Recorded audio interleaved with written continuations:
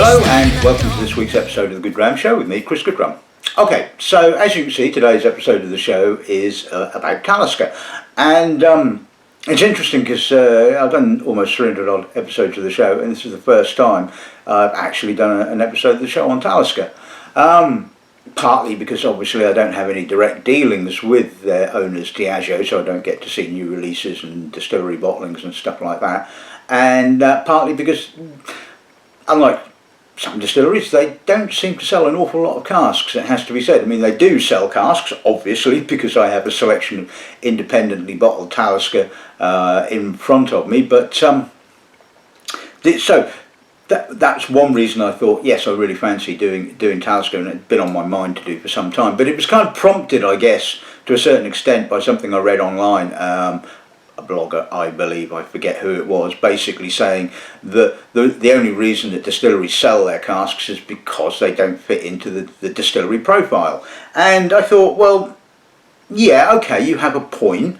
And I mean, I've tasted a lot of independent bottlings which have, deviated somewhat from the expected norm of that particular distillery, but I don't think that's the only reason these casks have been sold. I mean, when you think about the history of the Scottish whisky industry, distilleries or malt distilleries were pretty much there to basically make malt whisky for the blends, so they were selling it anyway. It's only been in the last 20 or so years that distilleries have actually bottled their single malt and sold it under their own labels or what have you. And so a number of these distilleries, I guess, still have cask sales as quite an important part of their financial planning.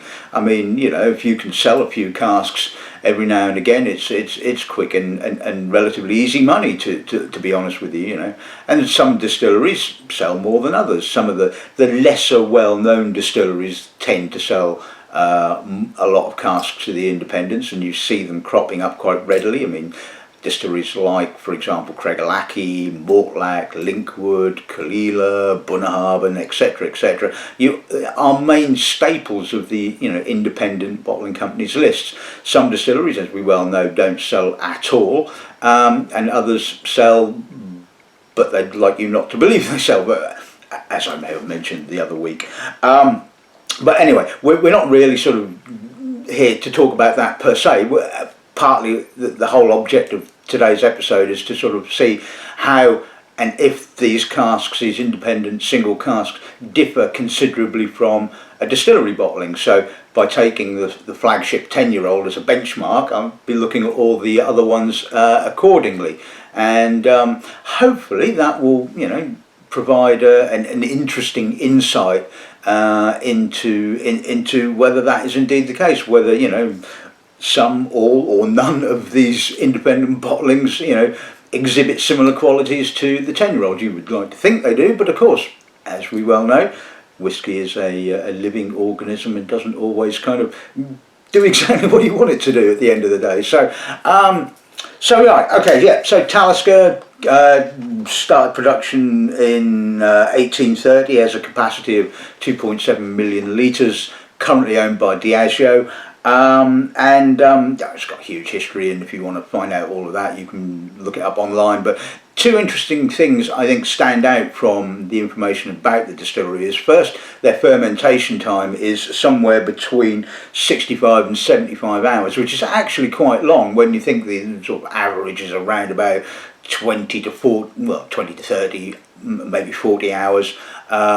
So obviously long, slow fermentations of the barley will give you, a nice estery, fruity wort, and a good basis for a fruity and full rounded spirit.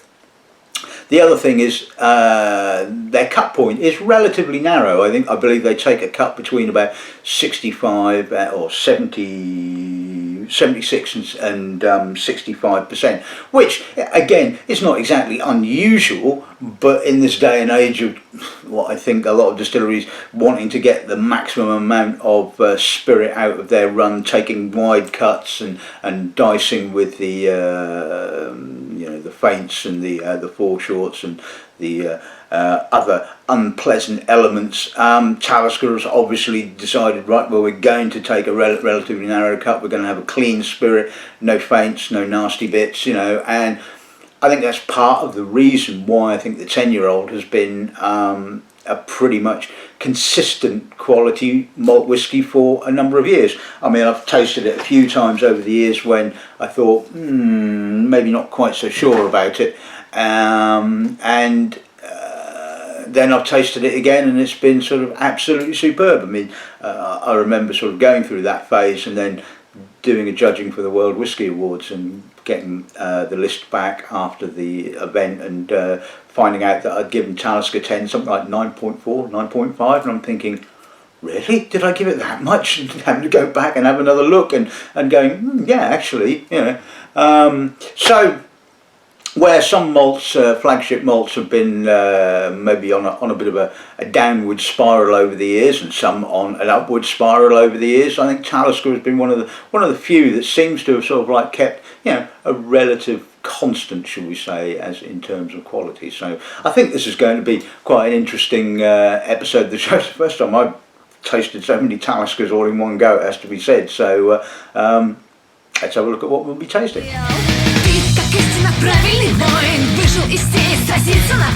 Right, okay, so we're going to start with our benchmark, which is the good old 10-year-old Talisker, and then we're going to move on to a selection of similarly sort of aged, obviously not quite as old as 10 years old, independent bottling. So the first one we'll be looking at is Hepburns Choice Bottling, which is obviously bottled by Hunter Laing, or is arranged by Hunter Laing. This is a 6-year-old. It was distilled in 2008 and bottled in June of 2014 at 46%. Second bottling we'll be looking at is a Douglas Laing Provenance 7-year-old Talisker. This again bottled at 46%. Distilled in November of 2009, bottled in August of last year, single refill bourbon hoggy DL12028, and that's the other interesting thing. All of these are American oak age, so we should get the pure spirit, relatively speaking. Then we're going to move on to 3 8-year-olds, the first of which is again a Douglas Laing Provenance bottling. This time it was distilled in April of 2008 and bottled in May of 2016, and the cask reference is DL11178. Next 8-year-old is a Hunter Laing Old Malt cask bottling. This was distilled in April of 2008 and bottled in June of 2016. Cask reference HL12658, and as if by magic, a buddy cat arrives. Wow, yes. Just in time for the last bottling. And so the last bottling we'll be looking at is again another 8-year-old. This is part of Douglas Lang's Old Particular range. Bottled at 48.4%. It was distilled in November of 2009 and bottled in May of this year. Again, cask reference DL12578. So that's the lineup. Hopefully this should be quite enlightening. Shouldn't have put a gap. Right, so let's kick off with a bit of Distillery 10-year-old then.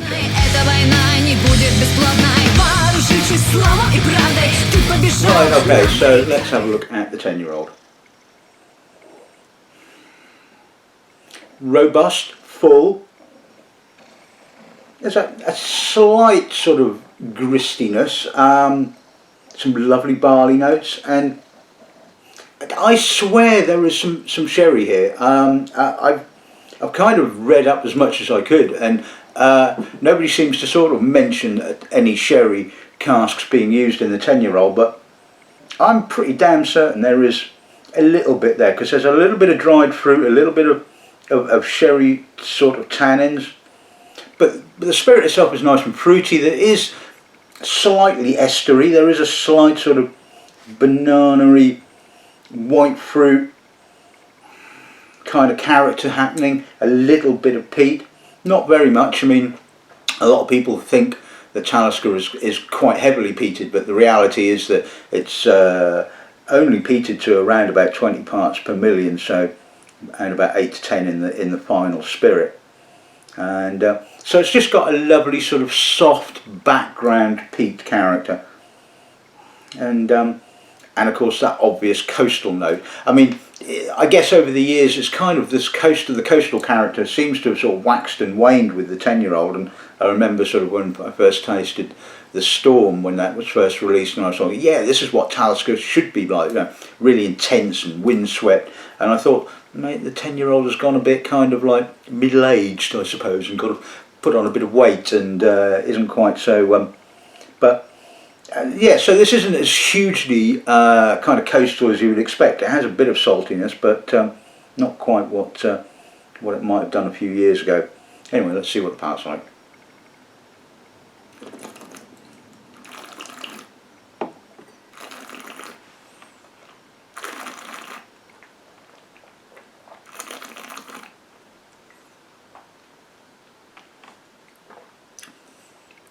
Rich, robust, silky.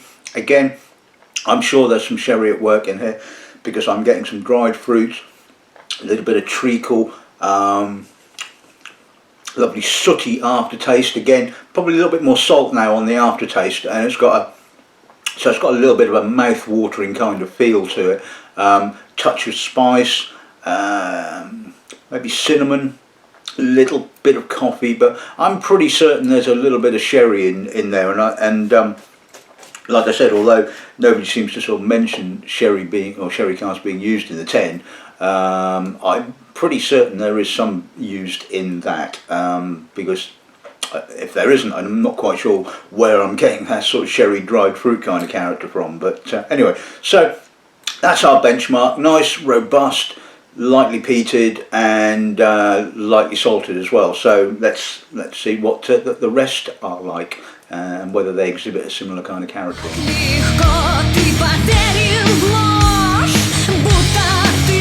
Right. Okay, let's see what the 6-year-old gives us on the nose. Okay, so it's younger. It's a little bit more nascent kind of barley. There's a touch of spice, quite a lot of sweet barley in actual fact. It's a lot sweeter than the 10-year-old. There's a little bit of peat. I mean, this is not the most complex of noses that I've ever come across, but it sort of has elements of the 10-year-old, shall we say. A little bit of earthiness as well now coming out. Let's see what the palate's like.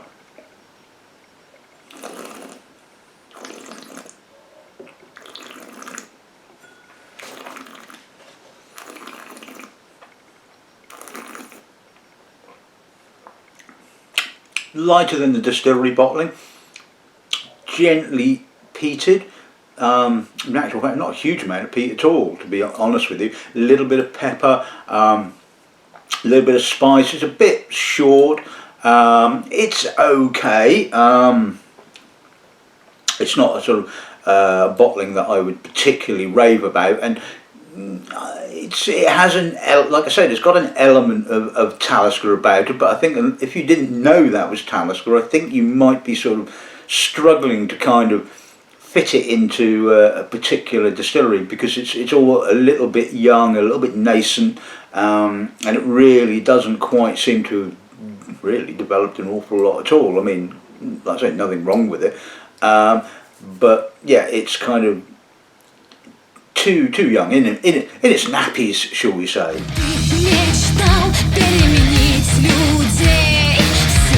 Right, okay, so let's move on to the Provenance 7-year-old. Let's see what the nose gives us on this end, shall we? Ah, now that's more like it. That's lovely. That's lots of estery fruit, bit of pear, apricot, plenty of pepper in actual fact, sort of both white and black pepper. Slightly herbal, slightly sooty. Again, it's got a pleasant fullness to it and a roundness. Again, doesn't quite match the 10-year-old because again, there's no sherry here. It's all very crisp, very clean, but you know, wonderfully fruity. It has to be said. Almost kind of bubble gummy, almost kind of confected, but not quite. I think that's a very appealing nose. Really nice. So the pulse on.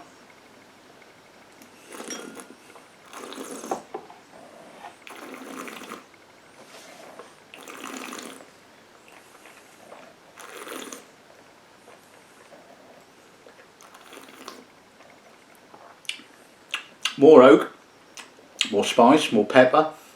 Still, again, quite broad, quite fruity, estery. Again, sort of apple, apricot. Quite coastal on the aftertaste. Again, not a huge amount of peat. It's only a bit wispy, shall we say. And so the emphasis is a lot more on the fruit and the oak, certainly on the palate. But again, there is a bit of a tie-in, but it again doesn't quite have the richness. But it's obviously this is the kind of nascent characteristics of Talisker, shall we say? Lovely and fruity, with a bit of salt, a bit of peat. Yeah, that was a lovely bottling. Okay, so moving on to the 8-year-old Provenance. Let's see what the nose gives us on this then, shall we? Really herbal, and we're not talking sherry herbal. It's got a real kind of green wood herbally sort of botanical character. Really unusual. It's very different. I mean, it's got a meatiness to it as well, sort of a little bit of kind of soy sauce, a little bit of tar, certainly more noticeable peat on the nose, with an almost kind of iodine-y medicinal kind of character. This is almost starting to feel a bit like an Isla, which is very unusual given the other two that we've tasted so far. I like it. I mean, I think it's got a lovely intensity, but it certainly is sort of deviating from the last two bottlings.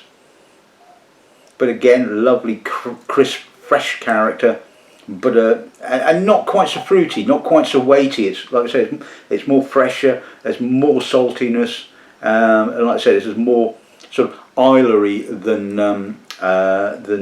Talisker, shall we say? See what the palate's like.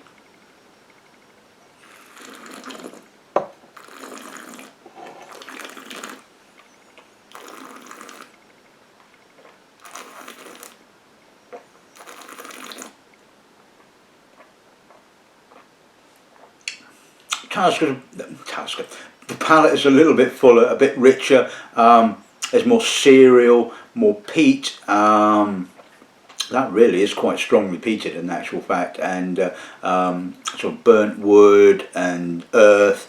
Again, a touch of pepper.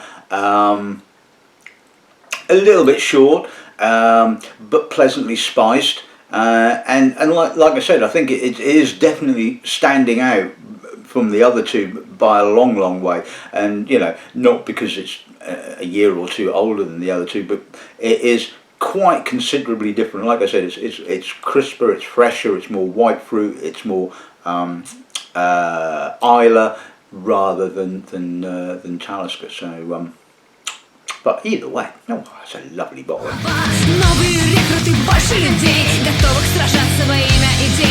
Right, okay, and let's move on to the Old Malt Cask 8-year-old. Let's see what the palate, the nose gives us on this. God, my nose and my palate's mixed up here. Anyway, let's see what the nose gives us. Actually, not a million miles away from the previous 8-year-old. A little bit more robust. There's a touch of burnt wood. But again, quite strongly peated in relative terms. Quite oily as well. Like I said, there's that burnt wood, earth, does seem to have kind of got away slightly from the sort of the more estery sort of fruit kind of character of the earlier two bottlings, and is certainly now more kind of, like I said, just displaying a more kind of islery sort of kind of character. And yeah, it's again, yeah, I mean, it's certainly quality wise definitely a lovely whiskey, but I think I would be hard pressed to sort of say this was definitely Talisker. Yeah, there's a bit of pepper and some spice and some salt, but it is quite a lot of peat. Let's see what the palate's like.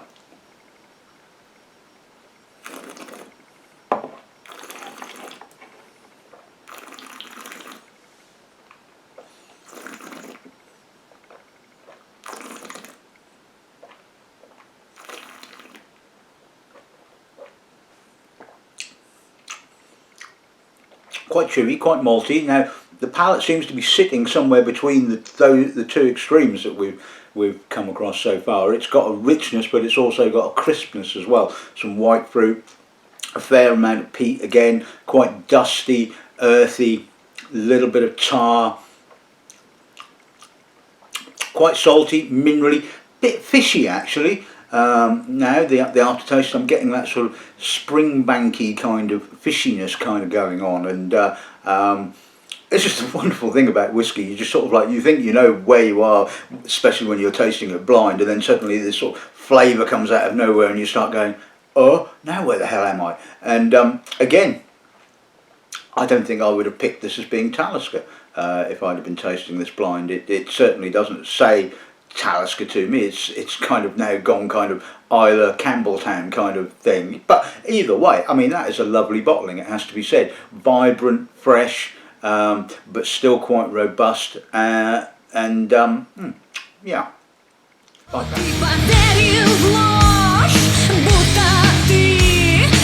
Right, and finally, this is the Old Particular 8-year-old. Let's see what the nose gives us on this. Oh, now, right, now we're kind of back to square one again. I mean, this is a real estery fruit monster. Quite high toned, white fruit, pear, touch of apple, little bit of cinnamon, little bit of peat, and I mean a very little bit. We're talking not a great deal at all here. There's a little subtle pepper note. It's got some nice barley. It's again quite fruity and juicy, but that sort of coastal saltiness kind of stops it from being sort of, you know, big and robust like the 10-year-old, which keeps saying to me I'm pretty certain there is some sherry cask in that 10-year-old, because it has exhibited a more robust character than any of these particular independent bottlings. And oh, this is absolutely gorgeous. It's kind of like almost sort of Arony like,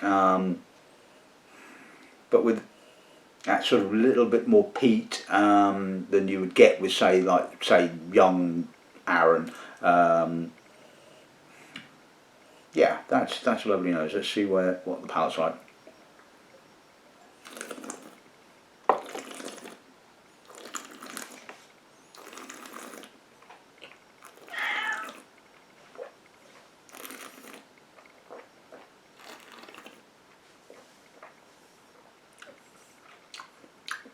Again, fruity, sweet, quite a lot of barley sweetness, estery fruit, almost kind of pineapple. There's an almost banana-y note. It's lots of barley and lots of apricot, bit of salt, not a huge amount of peat, very little peat. There is a touch of pepper kind of coming through on the aftertaste.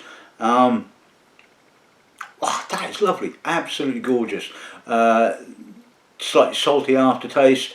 Yeah, really like that. That is seriously impressive. So,